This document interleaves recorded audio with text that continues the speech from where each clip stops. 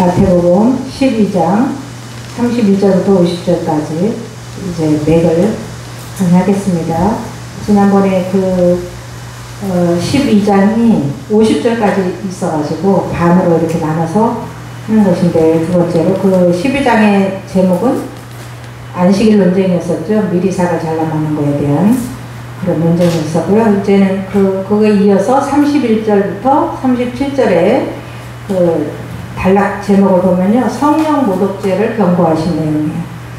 그래서 최후 심판의 결정적 증거는 말이다. 성령 모독을 뭘로 하겠어요? 말로 할 거 아니에요. 네. 거기에 대한 내용입니다. 그래서 31절에 보니까 사함을 얻지 못하는 죄가 제1인데요. 성령을 모독하는 죄예요. 31절에. 그러므로 내가 너희에게 이르노니 사람에 대한 모든 죄와 모독은 사하심을 얻되 모든 종류의 죄는 사하심을 얻는다는 거죠. 회개하면 용서해 주신다 그런 의미고요. 성령을 모독하는 것은 사함을 얻지 못하겠고, 성령 모독이라는 여기 뭐냐면 예수님이 이제 성령의 능력으로 귀신을 내쫓아줬잖아요. 네, 귀신에 의해서 이제 볼 수가 없고 그런 사람을 고쳐줬어요. 그랬더니 그걸 분명히 알면서도 악의적으로 유대인들이 이제 대중들을 향해서 말하기를 예수라는 사람은 귀신 들린 사람이야. 그래서 이런 능력을 행하는 거야. 뭐 이런 식으로 이제 매도를 했죠. 그래서 이는 성령의 독특한 사역인 참회와 중생의 모든 가능성을 차단하는 게 성령 모독죄예요. 성령으로 하지 않으면 예수를 주라 신할 자가 없다 했는데, 성령을 완전히 성령이 역사할 거를 다 차단해버리고 믿지 않는 거죠. 그래서 죄사함을 얻지 못한다는 그런 말이나 똑같아요. 주님이 용서한다 하더라도 자기가 용서를 받으려고 하지 않는 거죠. 네. 그래서 그 성령 모독죄는 뭐냐? 예수님의 사역, 그러니까 병고침의 능력이나 그런 선한 사역에 대해서 악의적으로 말로 모독한 것이 성령 모독죄다. 예수님이 하신 일은 분명히 성령이 하셨다고 말씀하셨기 때문에, 그래서 예수님을 핍박하는 게 아니라 오히려 성령을 모독한 거다. 그 다음에 이제 두 번째 32절에는 사함받지 못하는 죄 두 번째인데, 말로 성령을 거역한 죄예요. 구체적이죠. 또 누구든지 말로 인자를 거역하면 사하심을 얻대. 그러니까 예수님한테 뭐라고 말하는 건 괜찮다 이거예요. 회개하면 용서해 준다는 거죠. 누구든지 말로 성령을 거역하면 이 세상과 오는 세상에서도, 이거는 미래의 영원한 세계에서도 사하심을 얻지 못한단 말이에요. 그래서 영원히 사함을 얻을 수 없다 하는 것은 마귀들과 같이 하나님의 자비의 범주에서 벗어났다는 거예요. 이 사람들은 성령을 모독하는 자는 마귀의 무리와 같이, 마귀를 하나님이 용서하지 않잖아요. 마귀를 끝까지 최후 심판 때까지 남겨두지만 하나님이 용서하셔서 그런 게 아니에요. 때가 되면 심판하실 거죠. 그렇게 그 범죄에 들어갔다는 얘기예요. 하나님이 자비를 베풀고 싶어도 자비 가운데로 나오지 않는 거죠. 그래서 이제 책망을 하시는데 33절이에요. 말로 성령을 거역한 바리새인들의 모순을 책망하시는 거예요.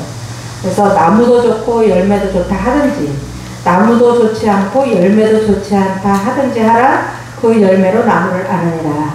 그래서 예수님이 귀신을 쫓아내고 병을 고쳐줬으니까 좋은 일 했죠. 좋은 열매죠. 좋은 열매가 맺혔는데 그 나무는 나쁘다 하는 거예요. 예수님은 나쁘다는 거예요. 그러면 이게 이 사람들이 모순이지? 정답은 아니고 벌써 틀렸다는 거를 이렇게 지적하는 거죠. 그래서 예수님은 나쁘다 하는데 예수님께서 나오는 사역은 선한 것이었다. 예. 그리고 두 번째는 이제 독사의 자식들이라고도 책망을 하시는데요. 독사의 자식들아, 바리새인들의 본성을 지적한 거예요. 이건 우리 사람의 본성이기도 하죠. 예수 믿기 전에 우리의 본성. 너희는 악하니 어떻게 선한 말을 할 수 있느냐. 그래서 이 사람들은요, 비난을 잘하는 사람들이라는 이런 말인데요. 요한도 핍박했고, 요한은 이제 낙타 가죽 옷을 입고 거친 데에서 살면서 오직 주님의 일만 힘썼더니 요한도 지적하고 나쁜 사람이다 하고 예수도 비난했다. 이 사람들은 마음에서 나오는 것이, 마음에 가득한 것을 입으로 말한다. 그래서 이 표현은 뭐냐면, 물이 넘쳐가지고 그냥 흘러 넘치듯이 악을 발설하고 있대요. 물이 막 철철철철 넘치면은 당연히 그 그릇보다 넘치면은 물이 흐르게 돼 있잖아요. 그것처럼 지금 악을 말살하고 있다. 그리고 이제 말의 추천은 뭐냐, 이게 35절인데, 선한 사람은 그 쌓은 선에서 선한 것을 내고 악한 사람은 그 쌓은 악에서 악한 것을 낸다. 이 말은 이 마음의 곳간이 있는 것처럼 설명한 거예요. 그래서 선한 마음의 곳간이 있는 사람은 선한 말을 내고, 악한 마음의 곳간이 있는 사람은 그 마음이 선해야 선한 말을 낸다, 이런 말이죠. 악을 내고, 이렇게 창고가 있다라는 설명을 이렇게 하신 거고요. 그래서 이제 누구를 저 사람이 진리에 쓴 사람인가 아닌가 이렇게 분별하려면 말을 좀 들어보면 알듯이 이렇게 말씀하셨고, 그 다음에 최후 심판의 신문을 뭘로 할 것인가. 심판이라는 건 반드시 신문을 하잖아요, 판사가. 네, 그런 것처럼 말이 이제 심판의 증거가 된다는, 결정적 신문의 증거가 되는데, 내가 너희에게 이르노니 사람이 무슨 무익한 말을 하든지 심판날에 이에 대하여 신문을 받으리니 내 말로 의롭다함을 받고 내 말로 정죄함을 받으리라. 말로 우리는 주는 그리스도시요 살아계신 하나님의 아들이시니이다 라고 고백해갖고 하나님 자녀가 됐잖아요. 의롭다함을 입었잖아요. 그런데 말로 예수를 귀신 들렸다 하고 성령을 거역하고 성령의 역사가 아니라 바알세불을 힘입어가지고 귀신의 왕을 힘입어서 병을 고쳤다 이렇게 말했으니까 말로 죄를 지은 거잖아요. 그래서 결국은 심판날에는 우리의 말이, 그러니까 말을 참 조심해야 되는 거죠.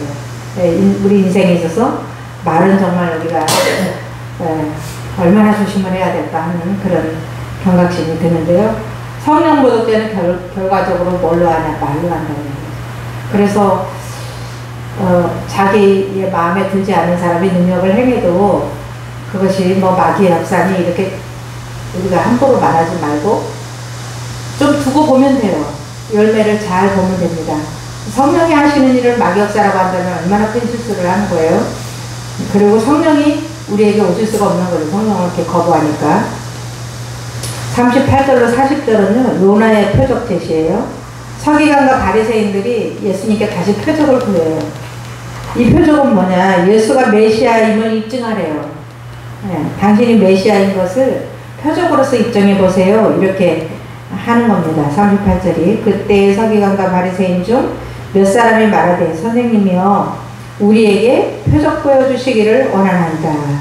이거는 그 헬라어로 세메이오는 초자연적인 능력을 보여주세요. 이런 말이에요. 사람들이 할 수 없는 거, 그런 기적, 신이라면 신이 할 수 있는 기적을 우리에게 좀 보여주세요. 이렇게 말하는 거죠. 그래서 정죄의 근거를 마련하기 위해서 다시 표적을 구한 것 같아요. 예수께서는 지금까지 유대인들에게 메시아적 기적을 많이 베푸셨어요.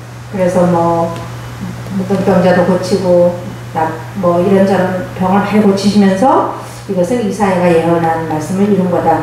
그러므로 나는 메시아다. 이렇게 많이 했지만은 귀신 들린 자로 매도했잖아요. 근데 이제 표적을 또 다시 구하는 거예요. 그래서 예수님 대답을 하세요. 요나의 표적을 제시하십니다. 예수께서 대답하여 이르시되 악하고 음란한 세대가 표적을 구하나 선지자 요나의 표적밖에는 그 표적이 없느니라. 악하고 음란하다 이 말은 성령을 모욕하고 메시아를 배척하는 영적 간음을 말해요. 네. 하나님을 버리면 영적 간음이잖아요. 하나님 버리고 세상 살아가면 영적 간음인 것처럼 표적을 구하는 자들의 진위를 파악하신 예수님의 책망이에요. 그러면서도 계속 또 이렇게 대답을 해주세요. 대답 두 번째는 뭐냐면 요나는 예수님의 죽음과 부활의 예표다. 이렇게 지금 설명해 줍니다. 40절인데요. 요나가 밤낮 사흘 동안 큰 물고기 뱃속에 있었던 것 같이 인자도 밤낮 사흘 동안 땅속에 있으리라. 이거는 이제 요나의 표적이란 요나가 밤낮 사흘에 물고기 뱃속에 있다가 살아난 것 같이 예수께서도 사흘 동안 무덤에 장사됐다가 요나가 물고기 뱃속에서 죽은 것과 같았죠. 사람들이 다 죽었다 했을 거 아니에요? 네, 그런데 그렇게 하나님이 살리신 것 같이 예수님께서도 사흘 동안 무덤에 안장되었다가 제3일에 부활할 것을 여기서 말씀하시는 거고요. 이 정도면은 계시를 메시아라는 계시, 내가 대속주라는 것을 완전히 계시하시는 건데도 이분들은 그 유대인들 잘 못 알아듣고 있죠. 요나는 예수님의 죽음과 부활의 모형이에요. 네. 요나가 뭐 이렇게 해서 그냥 물고기 큰 배 속에 들어가서 하나님 예배하셨기 때문에 죽지 않고 살았대. 이게 아니라 요나의 표적을 볼 때 예수님이 돌아가셨다가 우리를 위해 십자가를 지시고 순환을 당하시고 죽으시고 부활하실 거에 대한 예표구나. 사흘잖아요. 요나도 사흘이었었잖아요. 네. 이렇게 지금 이제 메시아를 다시 한번 계시해 주십니다. 41절로 45절 단락에는 악한 유대인들의 실상이에요. 바리새인과 추종자들에 대한 저주 선언이에요. 그래서 바리새인들만 유대인들만 나무라신 것이 아니라 그를 또 추종하는 세력이 있잖아요. 네, 그렇게 이제 저주를 선언하십니다. 그러니까 이방인의 회개대 선민의 완악함이 41절인데요. 심판 때에 니느웨 사람들이 일어나 2세대 사람을 정죄하리니 이는 그들이 요나의 전도를 듣고 회개하였거니와 요나보다 더 큰 이가 여기 있으며. 그래서 그 니느웨 사람들이 선민을 정죄하게 된다는 이런 기가 막힌 말씀을 지금 하십니다. 그래서 요나는 니느웨는 그 이방인이잖아요. 이방인 나라. 네. 아수르인데요. 이방인의 나라인데 요나는 선지자로서 심판과 복음을 선포한 자고요. 예수님은 메시아이면서 구속자이신데 비교가 안 되죠. 네. 그런데 니느웨 사람들은 요나의 전도 누군지 알지 못하는 그 이스라엘 사람의 전도, 한 사람의 전도를 듣고 그날로 즉시 회개했어요. 그 유대인들이 그 말을 듣고도 회개한다는 게 정말 그 이방인들이 유대인 어떤 사람 하나가 와가지고 전도했는데 그 말을 들었다. 신기한 거 아니에요? 얼마나 마음이 부드러워요? 네, 그런데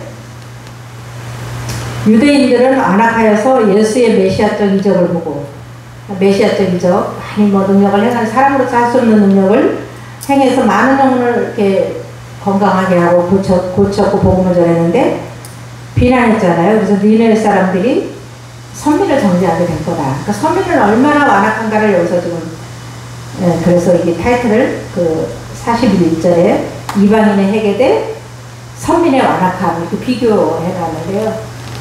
정말 이방인들은 그냥 하루에 그날로 회개하고 왕까지 회개하고 이렇게 회개했잖아요. 근데 이스라엘의 완악함을 여기서 대조하고 있고요.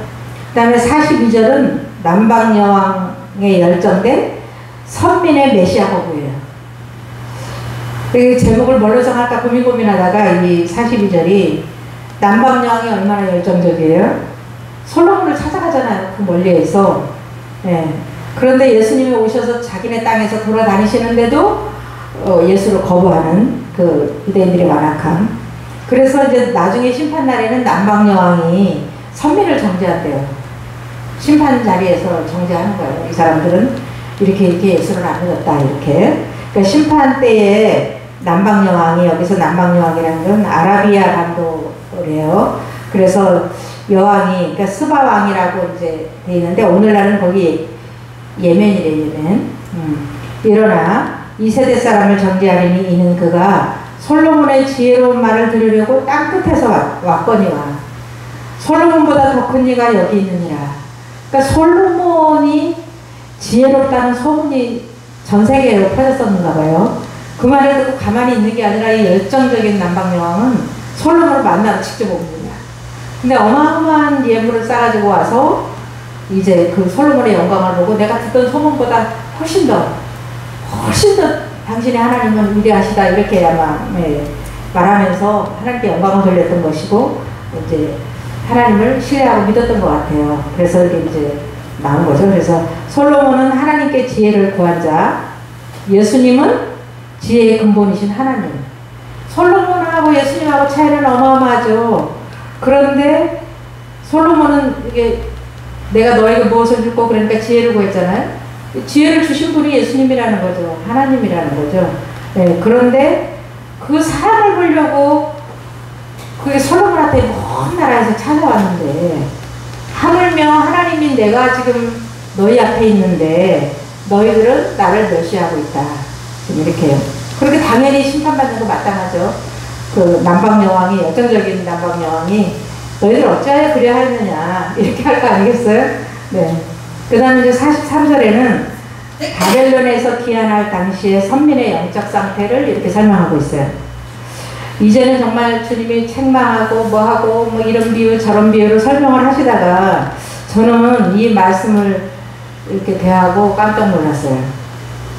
왜냐면 43절에 보니까 더러운 귀신이 사람에게 나갔을 때에 물 없는 곳으로 다니며 쉬기를 구하되 쉴 곳을 얻지 못하고, 우리 많이 읽어보셨잖아요, 이 말씀은. 근데 이 말씀의 뜻이 뭐냐면 바벨론으로 귀환할 당시에 선민의 영적 상태는 귀신이 빠져나갔대요, 선민들에게서. 그때는 왜냐면 이제 귀신에 충만했다가 하나님 말씀 전혀 안 듣는 거예요. 아무리 선지자들이 선포해도 안 들어요. 그러다가 안 듣다가 포로로 붙들려 갔잖아요. 바벨론의 포로가 됐어, 이스라엘 전체가. 예루살렘 성, 그렇게 자기들이 존중히 여기던 성전 다 무너지고, 자기 자식들은 메어침을 당하고, 또 바벨론으로 줄줄이 엮여가지고 포로로 끌려가서 거기서 한 70년 동안 살면서 좀 쓴물이 좀 빠졌어요. 우리가 하나님이, 처음에는 하나님이 우리를 선민인데 왜 우리를 이렇게 고통을 주나니까 이렇게 막 불평불만 하다가 나중에 그 중에서도 깨달은 사람들이 있어요. 우리가 잘못해서 선지자가 이렇게 말했을 때 회개할 걸, 그래서 우리가 이렇게 고난을 당하는구나 하고 깨달은 사람들이 귀환했어요. 귀환을 당한 게 아니에요. 일부, 그야말로 남은 그루트기 같은, 나무가 딱 베어졌을 때 그루트기에서 다시 이렇게 순이 올라온 것 같은 그런 회개하는 사람들만 귀환을 했거든요. 그래서 그 귀환할 당시 이스라엘 백성들, 그 남은 사람들은 귀신이 나갔대요. 이제 귀신이 없어요. 회개를 하고 이제 하나님 의지하고 하나님 말씀을 믿고 이러다 보니까 귀신이 빠져나간 상태래요. 주님이 지금 이거를 설명하는 거예요. 그리고 44절에는 귀신들이 이제 그것이 이제 물 없는 곳으로 다녔다는 것이 귀환 당시 이스라엘은 부패하고 타락하지 않았음을 의미하고요. 귀신은 부패하고 타락한 사람의 마음속에 거하기를 좋아하므로 쉴 곳을 찾아 백방으로 노력하고 있대요. 이스라엘에게서 빠져나간 귀신이. 이제 어디 가서 살을까? 나는 어느 사람 속에 들어가서 내가 편하게 살아야 되는데, 내가 이제 지배를 하고 살아야 되는데, 이렇게 하면서 백방으로 노력을 한대요, 귀신이. 주님의 설명이에요, 이게. 유대인들이 귀신들이 했단 말을 지금 하시고 계시는 거예요. 그리고 이제 귀신들이 기가를 결정했대요. 그것이 44절이에요. 예수 당시 선민의 상태예요, 그때는. 그러니까 포로 시대가 끝나고 400년이 지난 다음에 귀환을 해서 400년쯤 지난 다음에 예수님이 오셨거든요. 다시 귀신이 들어갔대요, 그 5간에. 그래서 44절에 이에 이르되 내가 나온 내 집으로 돌아가리라 하고 와보니 그 집이 비고 청소되고 수리되었거늘. 귀신이 유대인들한테 들어와 보니까, 나 같은 귀신들이 와보니까 깨끗하게 이렇게 청소가 된 거예요. 그 집에 성령께서 거주하시지 않았다는 말이 돼요. 깨끗하고 소지됐다 이 말이. 하나님으로 꽉 차 있었더라면은 무서워서 못 들어가겠네 이럴 텐데, 성령을 의지하지 않고 하나님을 의지하지 않고 비어 있었다는 게 깨끗하게 청소되었다. 다른 이 원어적인 말로 말하면 장식이 되었대요. 장식이. 자기네들 살기 좋게. 귀신들이 거하기 딱 좋은 집으로 이렇게 장식이 싹 돼 있었다. 그런 의미예요. 참 놀랍죠? 네, 그래서 청소가 되었거늘 그 집에 성령이 거주하시지 않는 상태를 말한다고 했죠. 이스라엘이 바벨론에서 귀한 후 얼마 지나지 않아서 바리새주의파가 이게 발흥을 하면서 외식주의적이고 율법주의적인 사람 신앙 상태로 바뀌어간 거예요. 바벨론에서 바로 돌아왔을 때는 이방인들하고 결혼한 사람들은 이혼을 시키고 철저하게 회개를 했거든요. 얼마 되지 않아서 바리새파라는 사람들이 생겨나면서 외식적인 율법주의를 주장한 거예요. 그러면서 신앙이 타락이 됐다는 얘기죠. 그래서 이제 지금 유대인들이 이렇게 예수님을 핍박하고 예수님을 거절하고 배척하고 욕하고 성령을 모독하는 이유는 귀신들이었기 때문이다. 지금 이런 얘기 설명하고 있어요. 놀랍지 않나요? 우리가 성령의 말을 하지 않고 우리 입으로 모든 악한 말을 할 때에는 우리에게 뭐가 들렸을까요? 뭐가 들렸어요? 귀신 들렸어요. 인정하셔야 돼요. 인정하지 않으면 안 나가, 이것들이. 모르는구나. 아직 모르네. 내가 이렇게 자리 잡은 거 아직 모르네. 나 잘 먹고 잘 사는데 나 쫓아내면 안 되는데. 이렇게 하는 거죠. 그래서 내가 이거를 인지하지 않는 한, 자각하지 않는 한 귀신은 안 나가요.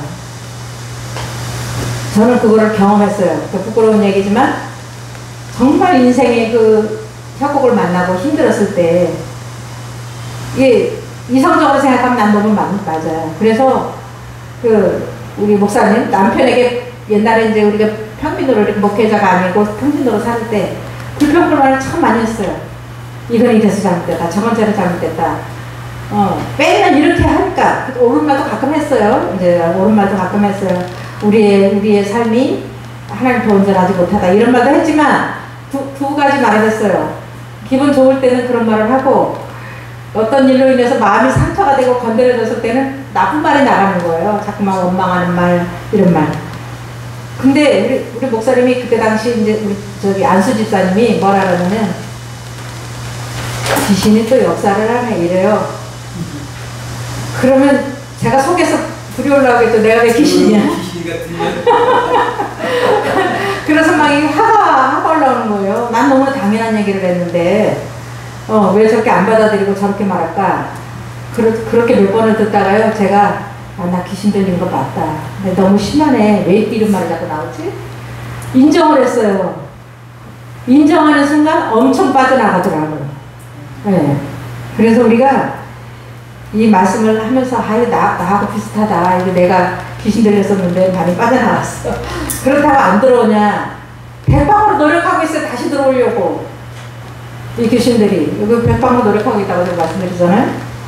이제 집이 비었나 안 비었나 살피기도 하고 신앙이 성령이 충만한가 말씀으로 채워졌나 살펴요. 귀신이.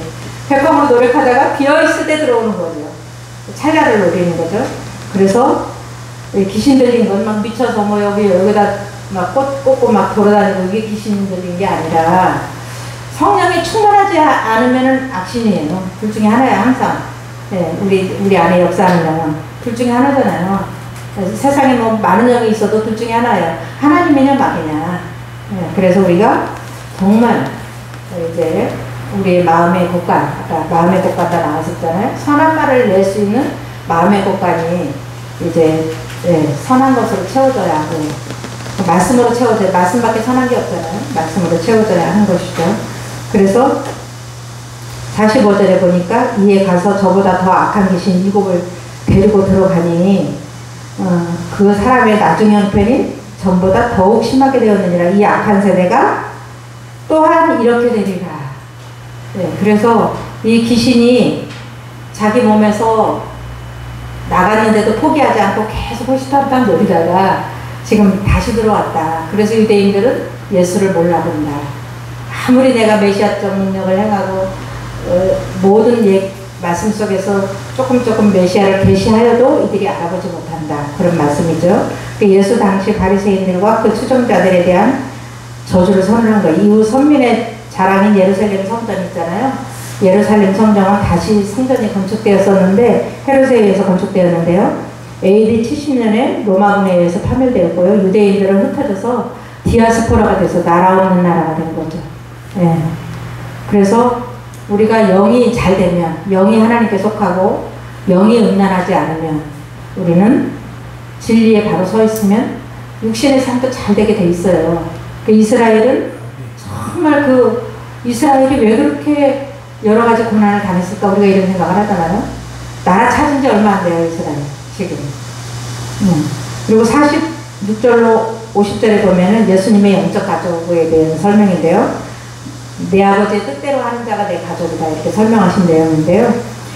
이제 46절에 예수께서 우리에게 말씀하실 때에 그 어머니와 동생들이 예수께 말하려고 밖에 섰더니 이 말은 뭐냐면 어머니는 마리아고 동생들은 야고보, 요셉, 시몬, 유다서를 쓴 그 유다, 그 누이들 그렇게 돼 있는데 그분들이 왔는데요. 마가는 그가 미쳤다 함이러라.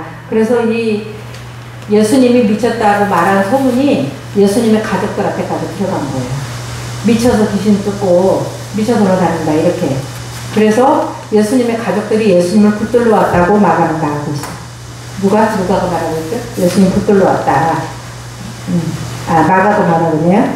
마가복음 3장 21절로 31절에 요한복음 7장 5절에 이렇게 나와 있습니다. 그래서 귀신 들린 형님을, 귀신 들린 아들을 지금 데리러 온 거예요. 네. 그래서 그렇지만 사람들이 많이 찼으니까 예수님은 모르고 있는데 전가를 하는 거예요. 방에서 말씀하시니까 어머니와 동생들의 방문을 이제 사람이 알리는 거, 한 사람이 예수께 여짜오되 보소서 당신의 어머니와 동생들이 당신께 말하려고 밖에 서 있나이다. 이렇게 말하니까 예수님이 반문을 하세요. 누가 내 가족이냐 이렇게. 그러니까 말하던 사람들에게 대답하여 이르되 누가 내 어머니며 내 동생들이냐 하시고, 그러면서 이제 영적 가족을 설명해 주시는데 그게 49절이에요. 손을 내밀어 제자들을 가리키며 이르되 나의 어머니와 나의 동생들을 보라. 누구든지 하늘에 계신 내 아버지의 뜻대로 하는 자가 내 형제요 내 자매요 어머니니라 하시더라. 손을 이렇게 하시면서 여기 앉은 자들이 내 가족이다. 이렇게 아주 인자하게 하시는 모습을 볼 수 있죠. 그래서 이 하나님의 가족, 예수님의 가족이 되는 방법은 예수를 당연히 믿어야 되지만 예수님을 믿고도 아버지의 뜻대로 행하는 자가 돼야 진정한 예수님의 가족이라는 거죠. 그 뜻은 뭐예요? 하나님의 말씀대로 사는 삶이에요. 네, 그렇게 하면 하나님의 뜻대로 사는 삶이죠. 예수 잘 믿는 게 하나님 뜻대로 사는 삶이에요. 한마디로 말하면.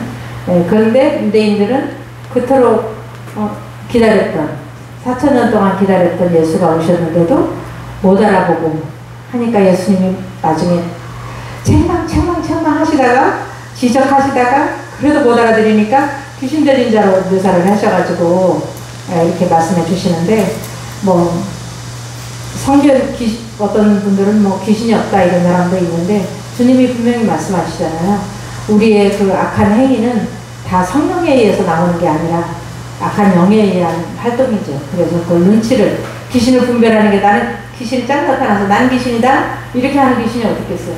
도둑이에요. 도적. 그러니까 숨는 거예요. 몰래 들어오는 거예요. 밤에 와요. 이제 앞으로 다음에 13장에는 씨 뿌리는 비유가 나오는데 밤에 와요. 밤에. 잘 때에 와서 가라지를 뿌렸다 이렇게 말하거든요. 그래서 밤에 활동하는. 우리가 오히려 태연하게 쉬고 자고 있을 때 마귀는 와서 도둑질을 하는 거죠. 우리 신령을.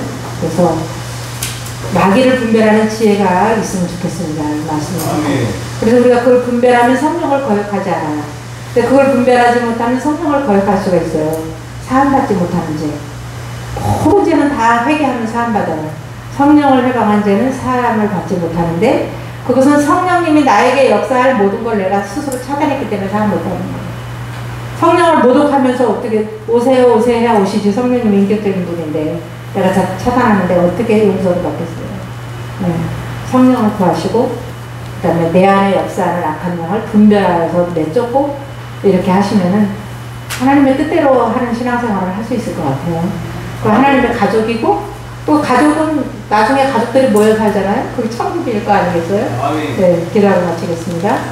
아버지 감사합니다. 오늘도 귀한 말씀 저희들에게 깨닫게 하시니 감사합니다. 읽어도 다 알지 못했던 말씀이 오늘 저희들 성령께서 이렇게 세부적으로 들려주셨다고 생각합니다. 이 모든 것은 말씀을 선포하는 것이 성령의 활동이며 주님의 역사하시는 줄 믿고 감사를 드립니다. 주님, 악한 마귀가 정말 백방으로 우리의 심령을 넘어뜨리려고 역사하지만 저희들은 자각을 하고 눈치를 채고 또 그것들에게 휘말리지 아니하고 오직 아버지의 뜻을 구하는 저희들의 중심이 되게 하여 주옵소서. 예수님의 이름으로 기도드립니다. 아멘.